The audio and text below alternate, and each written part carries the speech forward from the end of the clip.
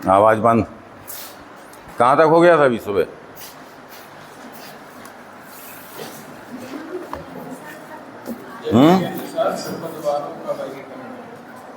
जन्म के अनुसार खरपतवारों का वर्गीकरण लिखो।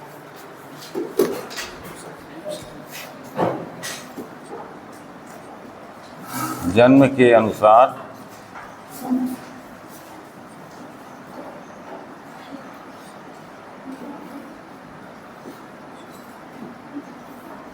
खरपतवारों का वर्गीकरण।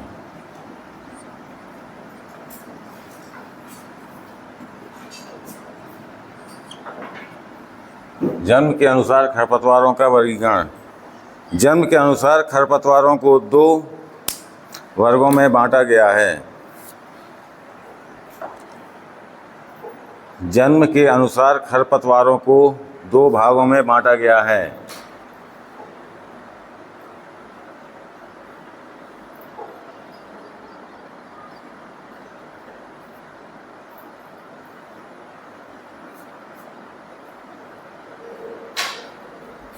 लिख लिया? नंबर 1 स्थानिक खरपतवार।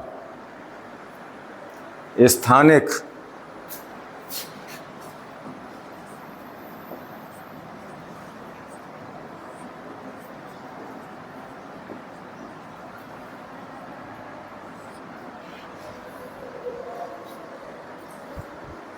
स्थानिक खरपतवार का मतलब जो अपने यहाँ पाए जाते हैं, जैसे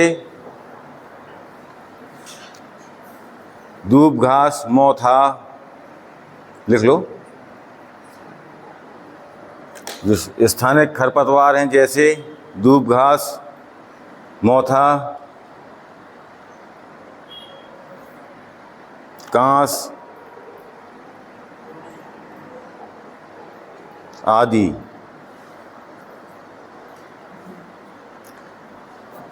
एक आता है आपका अन्य स्थानिक। अन्य स्थानिक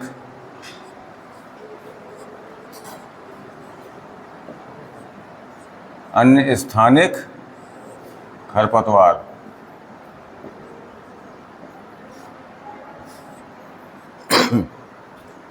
अन्य स्थानिक खरपतवार का मतलब है जो अपने यहाँ नहीं होता था, वो विदेश से अपने यहाँ आया है। अन्य स्थानिक या विदेशी खरपतवार, उसमें लिख लो, या विदेशी खरपतवार। अन्य स्थानिक या विदेशी खरपतवार।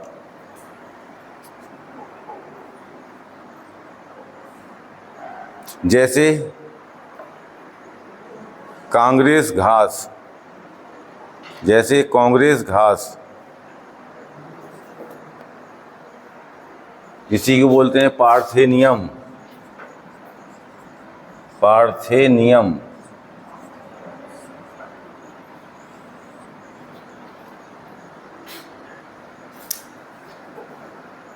जिसको आप लोग गाजर घास बोलते हैं, लेकिन गाजर घास वो अलग होती है, ये गाजर घास नहीं है। ये बड़ी बड़ी हो जाती, फूल निकलते हैं। पार्थेनियम ये अपने यहाँ का नहीं है, ये खरपतवार ये विदेशों से आया है। बीज के साथ ये भेजा गया है अपने यहाँ। ठीक है? हाँ। और कब भेजा था? कांग्रेसी सरकार में। इसलिए इसको कांग्रेस, हाँ, इसलिए कांग्रेस घास है ये। कि उस समय कांग्रेस की सरकार थी, जब बाहर से गेहूं मंगाया था तो उसी में आया था, ये आ गया था। हाँ, पहले बहुत कहीं अपने यहाँ पहले बीज बुवाई हुई, थोड़ा थोड़ा हुआ, फिर बीज में मिल के सब जगह अब फैल गया। अब इतना भयंकर फैला है कि उसकी कोई सीमा नहीं। अब लिखिए, ये जन्म के अनुसार था आपका डी। अब ई में लिखिए, फसल खरपतवार संबंध के अनुसार। फसल खरपतवार संबंध के अनुसार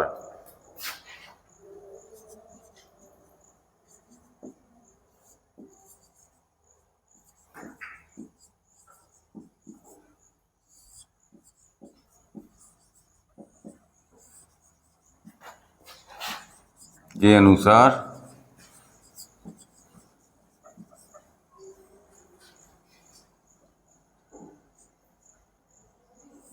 वर्गीकरण।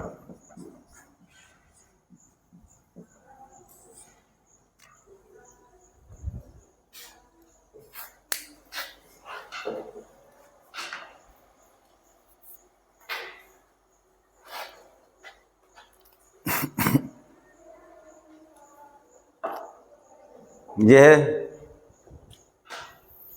वर्गीकरण दो प्रकार का होता है।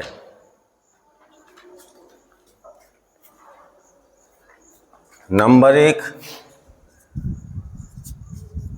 अपराश्रयी।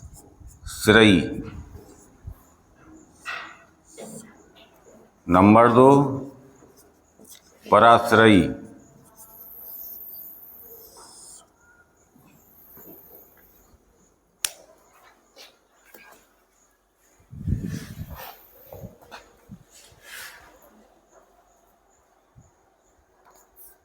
अपराश्रयी होता है नॉन पैरासिटिक, एक होता है नॉन पैरासिटिक, एक होता है पैरासिटिक।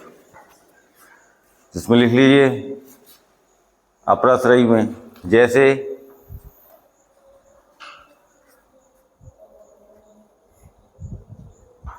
दूब घास, मोथा,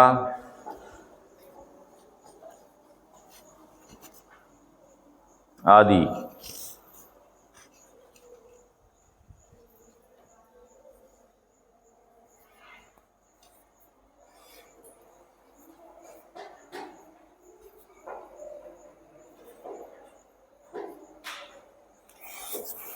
दूसरा लिखिए, अब इसमें दूसरा है आपका पराश्रयी। अब इसमें लिखिए पराश्रयी को तीन उपवर्गों में बांटा गया है। पराश्रयी को तीन उपवर्गों में बांटा गया है। नंबर एक, पूर्ण पराश्रयी।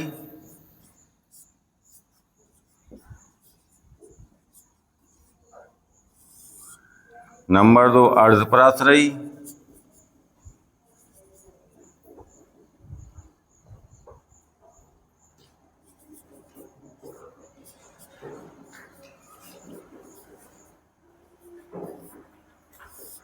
नंबर तीन, विकल्पी।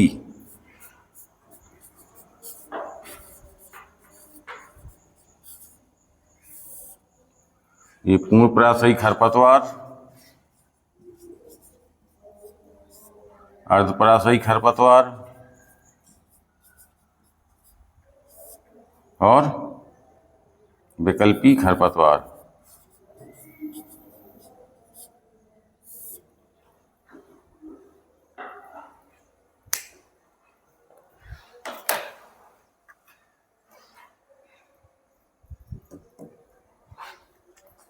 पूर्णतः पराश्रयी का क्या मतलब है? जो खरपतवार पूर्णतः अपने होस्ट पर निर्भर करता है, ठीक है, जो अपना ना तो भोजन स्वयं बनाता है, ना पोषक तत्व खुद ग्रहण करता है। वो जिस पौधे में चिपकता है उसी पौधे से भोजन और पोषक तत्व सब उसी से लेता है। उसे कहते हैं पूर्ण पराश्रयी खरपतवार। पूर्ण पराश्रयी खरपतवार जैसे देखो, जैसे हेडिंग डाल लो, पूर्णतया पराश्रयी, या पूर्ण पराश्रयी या पूर्णतया पराश्रयी। पूर्ण पराश्रयी खरपतवार जैसे अमरबेल, स्ट्राइंगा,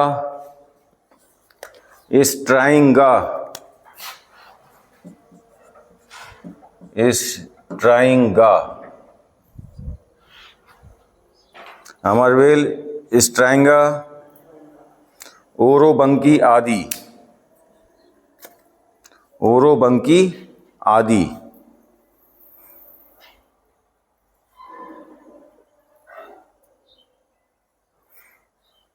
अब दूसरा आता है अर्धपराश्रयी खरपतवार।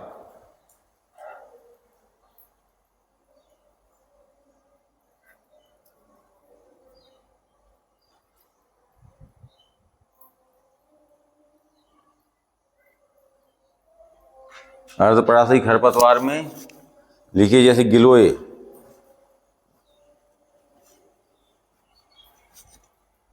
गिलोय, जैसे गिलोय लिख लिया। गिलोय सिर्फ बरसात के सीजन में देखा होगा उसमें पत्ते निकलते हैं, बाकी सीजन में सिर्फ एक लकड़ी सूखी एकदम लिपटी रहती है पेड़ों से, लेकिन उसकी जड़ तो ज़मीन में होती है, लेकिन वो हरे रंग की नहीं होती। देखिए गिलोय हरी नहीं होती, सिर्फ बरसात में आपको हरी दिखाई देगी, बरसात में पत्ते निकलेंगे और हरी होगी। इस बरसात निकलते ही सर्दी और गर्मी में पूरा वो एकदम सूखी डंडी की समान पेड़ों से लिपटी रहती है और उसकी जड़ जमीन में रहती है। तो जड़ जमीन में है तो पोषक तत्व तो जमीन से ले रही है, लेकिन बाकी जो पेड़ से लिपटी है उससे चूसती है। ठीक, इसलिए ये है अर्धपराशयी कि आधा खुद ले बनाती है और आधा पौधे से लेती है। और जो पूर्ण पराशयी होता है वो पूरा पौधे पर निर्भर रहता है। अमरबेल देखी? यहाँ से लेके वहाँ तक पूरे रास्ते में कई जगह अमरबेल है। पेड़ों पर नजर डालना, पीली पीली दिखाई देगी ऊपर छत्ते की तरह। ठीक है, अभी रास्ते में चल के देखना, इस साइड की पट्टी में है, पत्ती नहीं रहती उसमें, उसमें फूल होता है ना पत्ती होती है। वो ये मान लो कि पौधों के लिए कैंसर है। जिस पौधे में लग जाती है लिपटती नहीं, वो पूरा छत्ता बनाती है पूरा, और बनाती है पौधे को सुखा देती है, क्योंकि पूरा रस उसका चूसती है। फिर नेक्स्ट लिखिए विकल्पी, विकल्पी खरपतवार।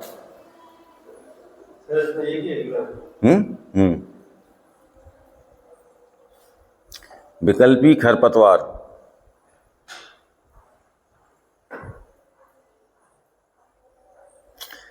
ये खरपतवार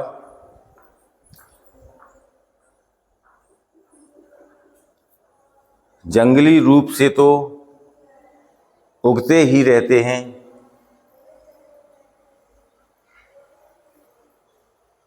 एवं फसलों के साथ भी उगते हैं।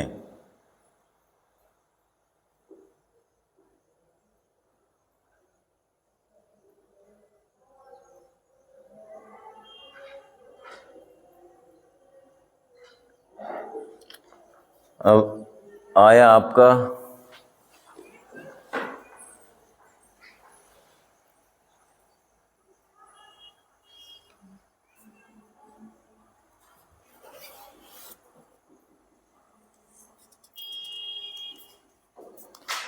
अब डालिए नंबर 4। अब आया 4 का नंबर।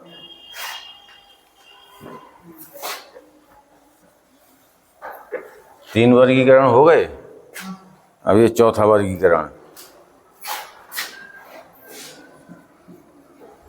चौथा वर्गीकरण में लिखिए खरपतवारों के जनन के आधार पर वर्गीकरण।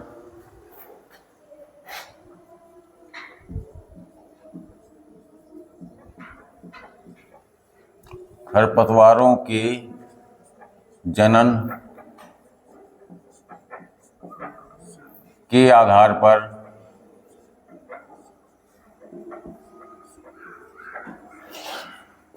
वर्गीकरण।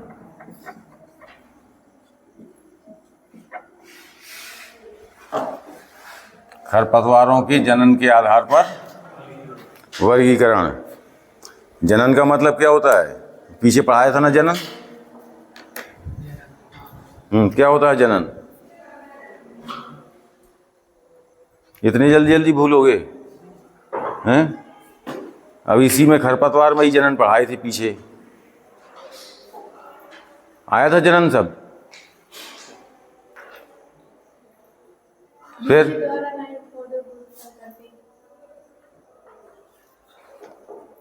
जनन का ये मतलब नहीं है बीजों द्वारा ही उत्पन्न हो। जनन के आधार पर बीजों द्वारा भी, पत्तियों द्वारा भी, तनों द्वारा भी, जड़ों द्वारा भी। ठीक है, इसको बोलते हैं जनन। तो जनन के आधार पर वर्गीकरण।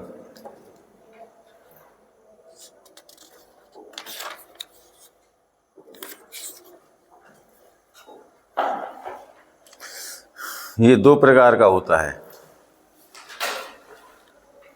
खरपतवार के जनन के आधार पर वर्गीकरण दो प्रकार का होता है। नंबर एक, बीज से पैदा होने वाले खरपतवार।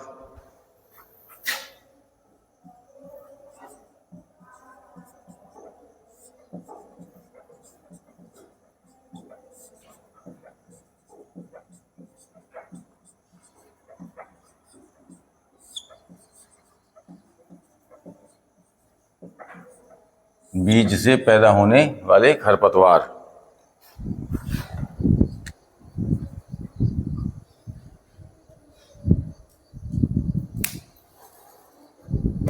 देखो, इस वर्ग में वे सभी खरपतवार आते हैं, इस वर्ग में वे सभी खरपतवार आते हैं जो अपना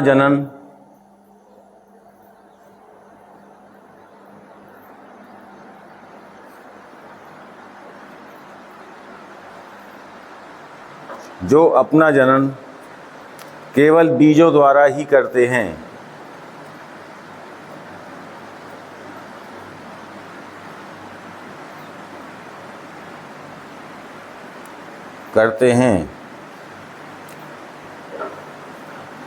भले ही वे खरपतवार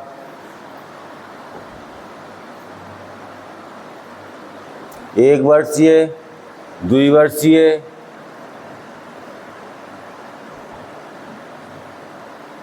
या बहुवर्षीय खरपतवार हों।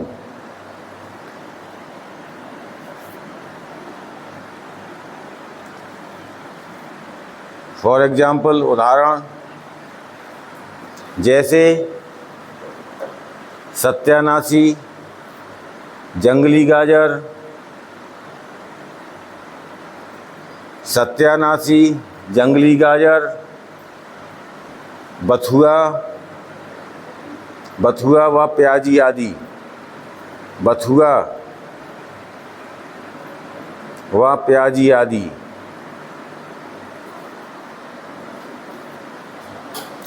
फिर आता है वानस्पतिक भागों से पैदा होने वाले खरपतवार।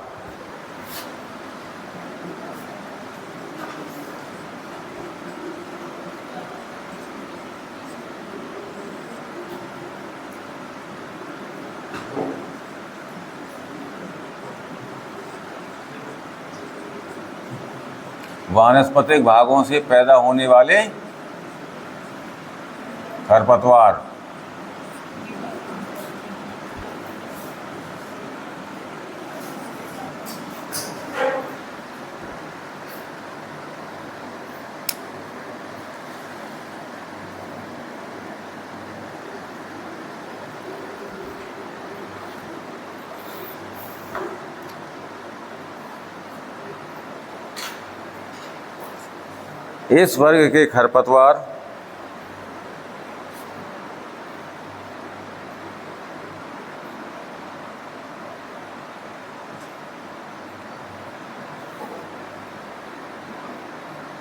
इस वर्ग के खरपतवार जैसे राइजोम,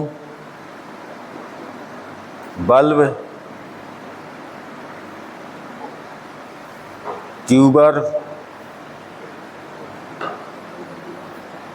TUBER,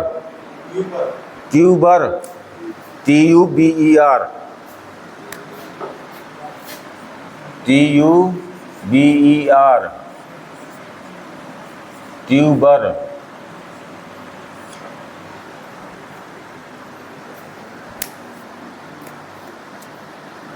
नट, तने व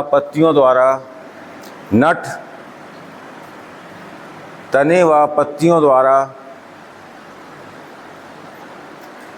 अपना प्रजनन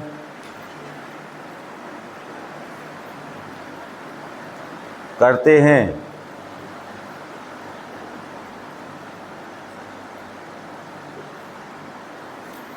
यदि इनके बीजों को नष्ट कर दिया जाए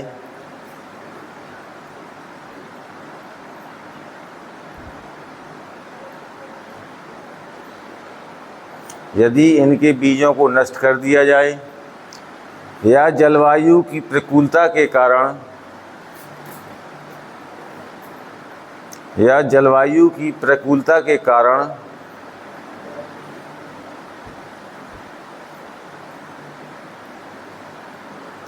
इनमें बीज न बन पाए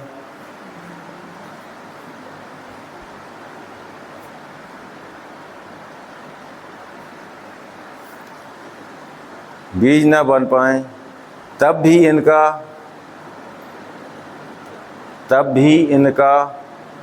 सर्वनाश संभव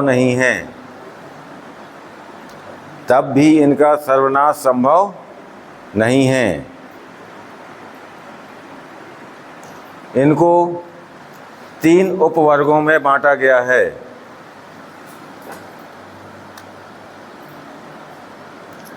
नंबर 1, जड़ों से पैदा होने वाले खरपतवार।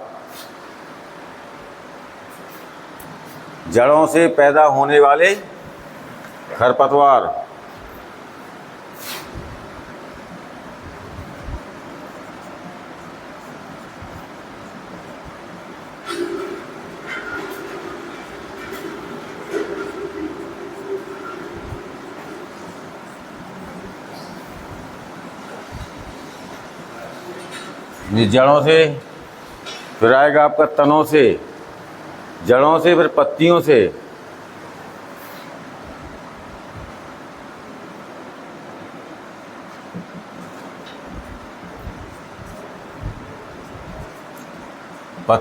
पैदा होने वाले खरपतवार।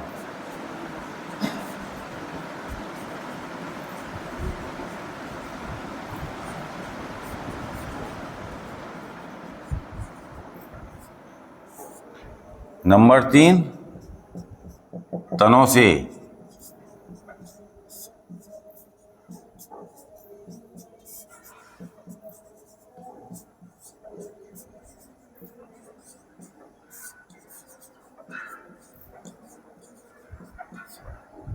तनों से पैदा होने वाले खरपतवार। जड़ों से कौन कौन से खरपतवार पैदा हो सकते हैं?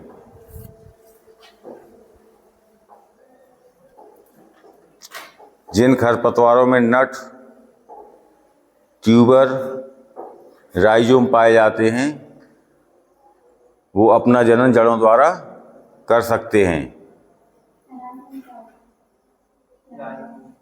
नट का होता, ट्यूबर का होता है? तुमने राइजोम पूछा और बाकी क्यों नहीं पूछे? नट तक नहीं पता। क्या होता नट?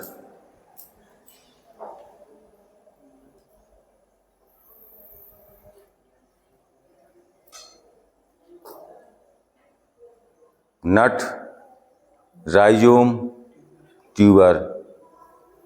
कंद जानती हो? कंद, एक होता कंद, एक होता प्रकंद। कंद वाली सब्जी होती हैं और प्रकंद वाली सब्जियां होती हैं, देखें बाजार में। वैसी खरपतवारों में भी ये कंद पाए जाते हैं, ट्यूबर पाए जाते हैं और नट पाए जाते हैं। ठीक है, क्या लिखा बेटा?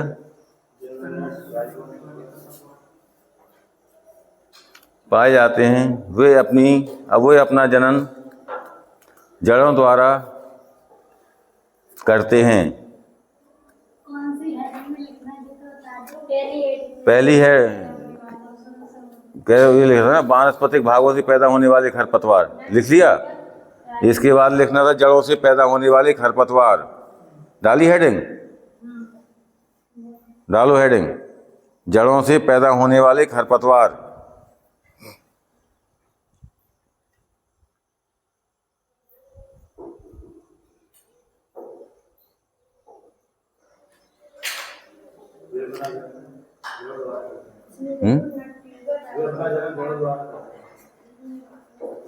क्या लिखा भाई? अपना जनन, ये नहीं लिखा नट, राइजोम, ट्यूबर।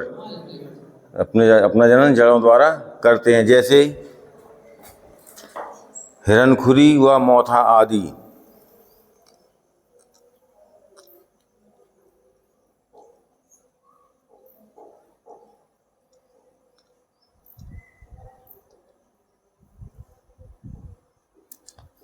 नेक्स्ट हेडिंग डालिए, पत्तियों से पैदा होने वाले खरपतवार।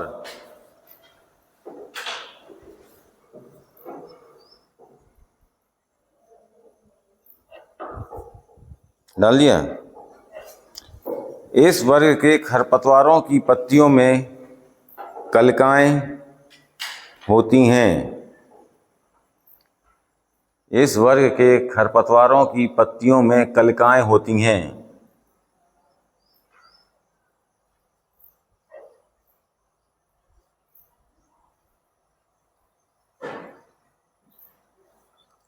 ये कलिकाएं भूमि पर गिरने से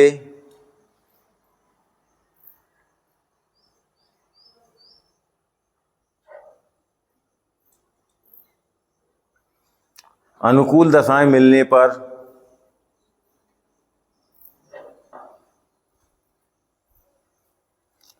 नए पौधों को जन्म देती हैं।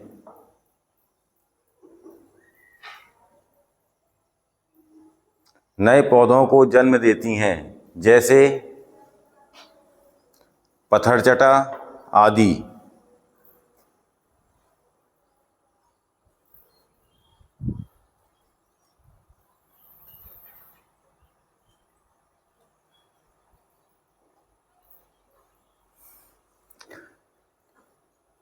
नेक्स्ट लिखिए, तने से पैदा होने वाले खरपतवार।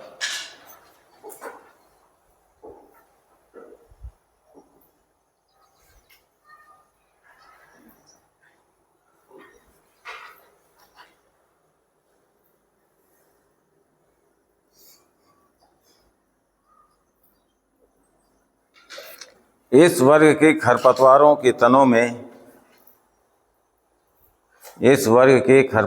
के तनों में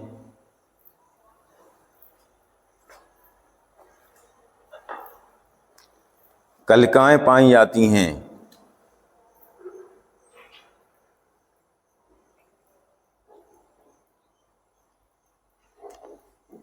अनुकूल परिस्थितियां मिलने पर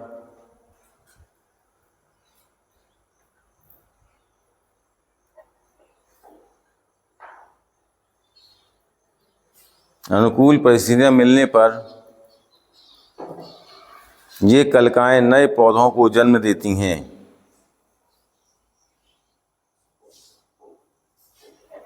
जैसे दूब घास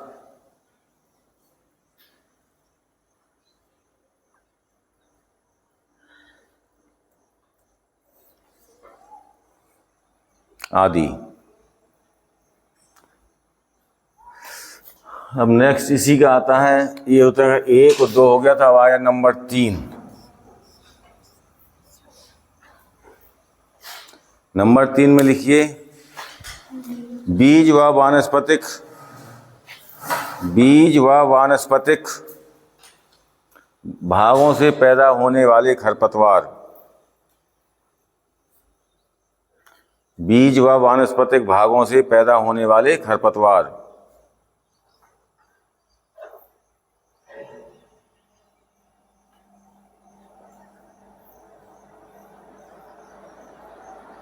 ये जो लिखवा रहे हैं सब इसी के अंतर्गत आ रहा है, अभी 4 के अंतर्गत, अलग से नहीं है कुछ। ठीक है, अगर खरपतवारों के जनन के आधार पर वर्गीकरण आता है तो ये देना है, जन्म के अनुसार आया तो ये देना है, फसल के संबंध के अनुसार ये है। ठीक है ना, जिसके बारे में पूछा जाए सिर्फ उसी का वर्गीकरण देना है। जीवन चक्र का पूछा जाए तो जीवन चक्र के आधार पर देना है। ठीक, देखिए, बीज व वानस्पतिक भागों से पैदा होने वाले खरपतवार।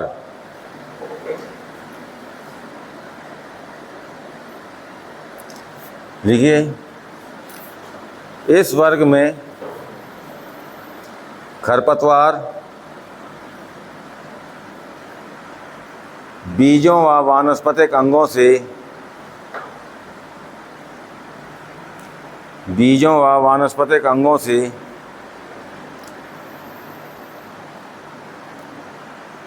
अपनी उत्पत्ति करते हैं।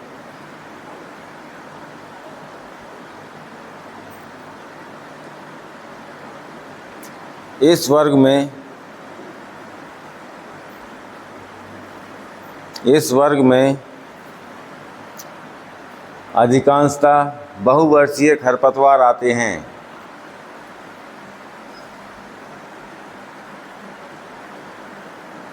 अधिकांशतः बहुवर्षीय खरपतवार आते हैं, जैसे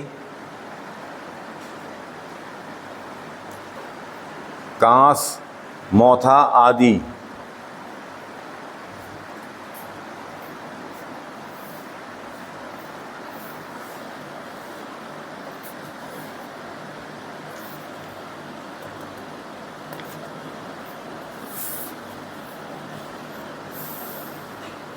नंबर 5 लिखिए अब।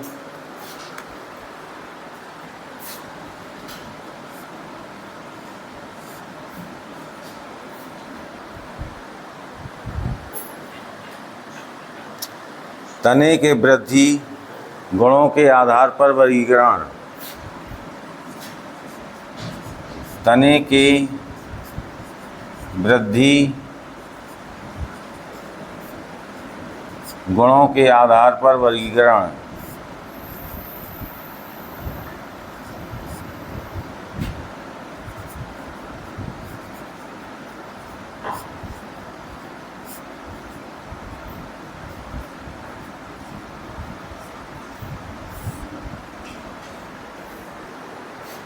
ठीक है, जो तनों की वृद्धि और तनों के गुण, उसके आधार पर वर्गीकरण। नंबर 1 लिख लीजिए, सीधे बढ़ने वाले खरपतवार।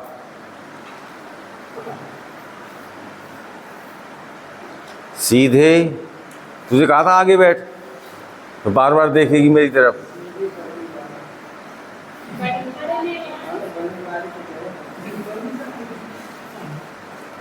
सीधे बढ़ने वाले खरपतवार।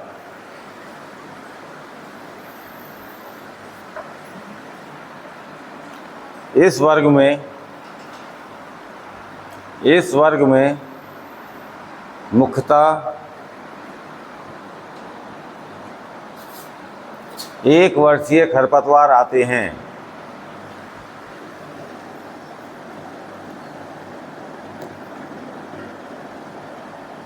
इनके तनों की वृद्धि सीधी होती है।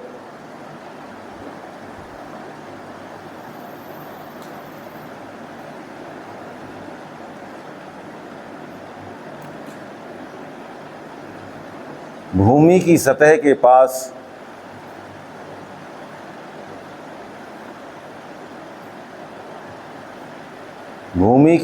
के पास शाखाएं व पत्तियां कम निकलती हैं।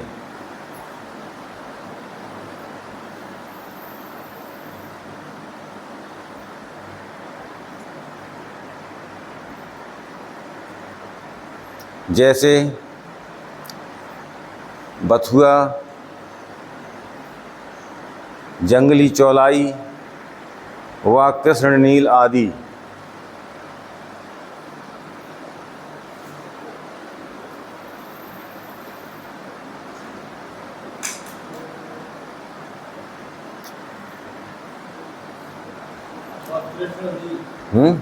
कृष्णनील, इसी के पॉइंट है तने की वृद्धि के गुणों के आधार पर। ठीक है, ABCD करके लिखते जाना या 1 2 3 4 करके लिखते जाना। ठीक है, नेक्स्ट आता है आपका फैलने वाले खरपतवार। फैलने वाले खरपतवार।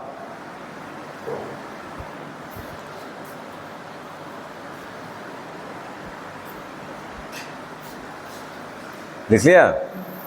इसमें लिखिए, इस वर्ग के खरपतवारों के तने दुबले पतले होने के कारण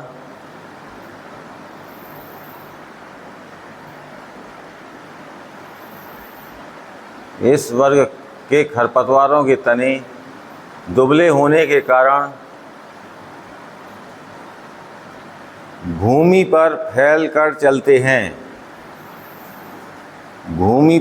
फैलकर चलते हैं।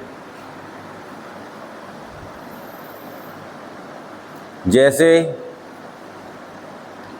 गोखरू,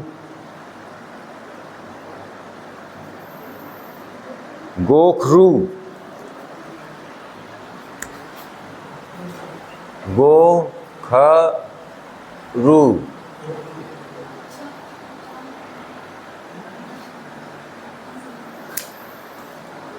पत्थर चटा आदि।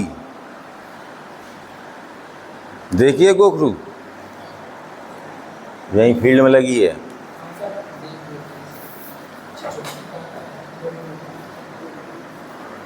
जिस रास्ते में गोखरू उस रास्ते में हाथी नहीं चल सकता,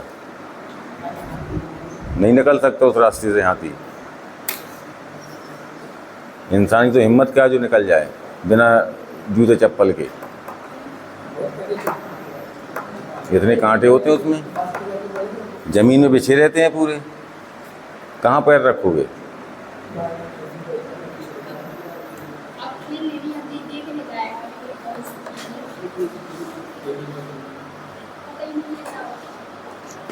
लिखिए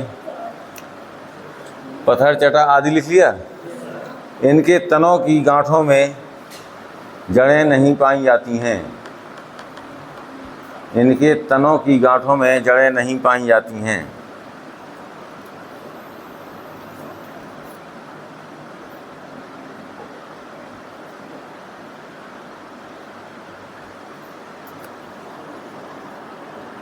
नेक्स्ट लिखिए अब रेंगने वाले खरपतवार।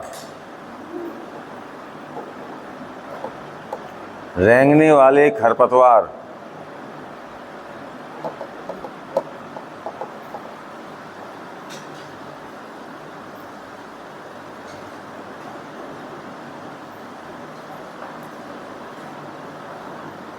इन खरपतवारों के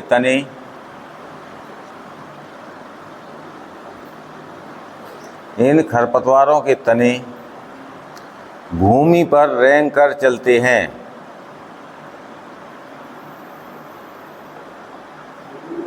भूमि पर रेंग कर चलते हैं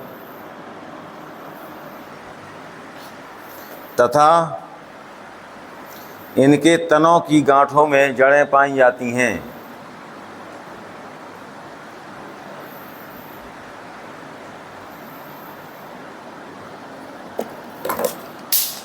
जैसे दूब घास, नुनिया आदि। नुनिया देखी, नुनिया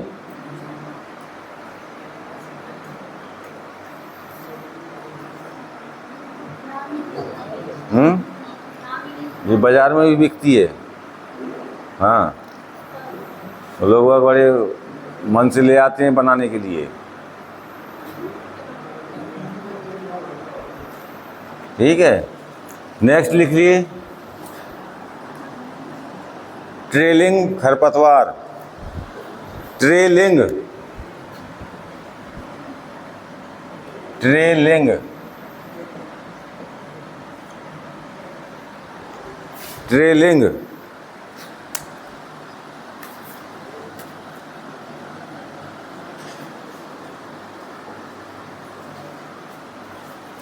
लिखिए इन खरपतवारों के तने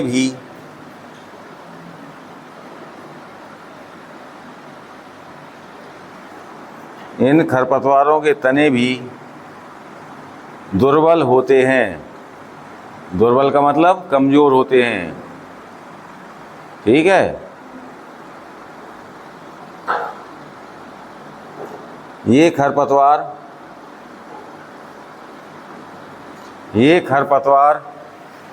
फसल के पौधों के साथ लिपटकर ऊपर चढ़ते हैं।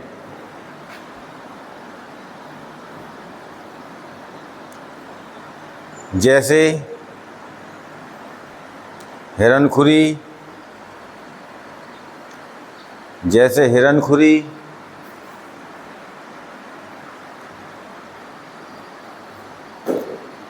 चटरी मटरी,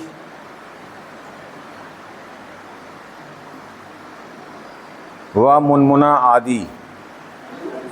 मुनमुना, हाँ, व मुनमुना आदि।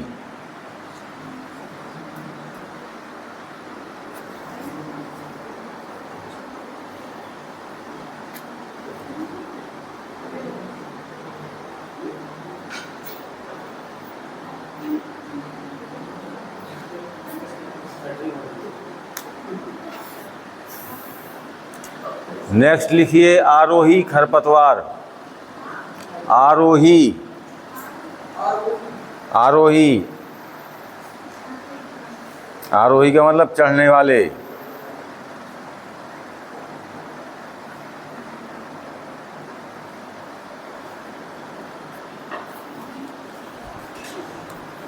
ये खरपतवार भी फसल के सहारे ऊपर चढ़ते हैं।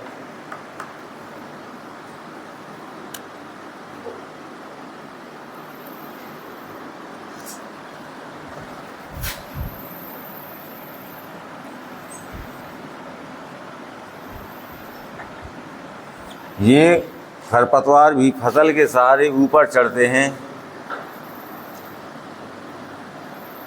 इनमें लिपटने के लिए टेंडिल्स पाए जाते हैं। ये मात्रा चलिए टा है।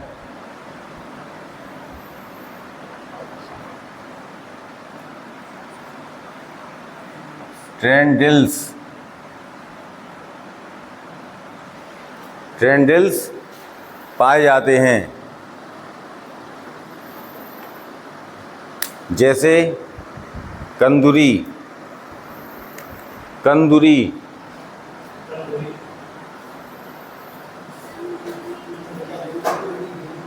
कंदुरी।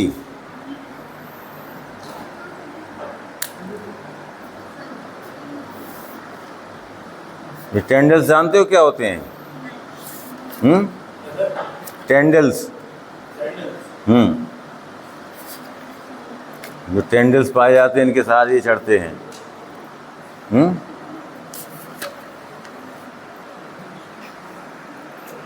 देखो पतले पतले धागे के समान निकलते हैं जैसे, ये लपेट कर ऊपर बढ़ते हैं। देखें, जैसे आपने लौकी में देखा होगा, सरसों, लौकी है, कद्दू है, तुरैया है, ये निकलते हैं उनमें तने रेशे से लंबे लंबे, वो लपेट के पौधे को हाँ ऊपर चढ़ते जाएंगे, उनको कहते हैं टेंडिल्स। नेक्स्ट डालिए नंबर 6।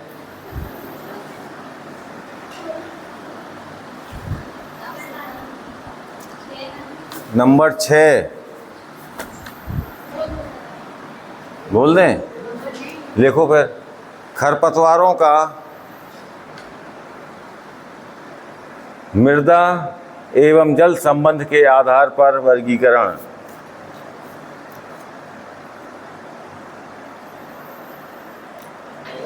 खरपतवारों का मृदा एवं जल संबंध के आधार पर वर्गीकरण।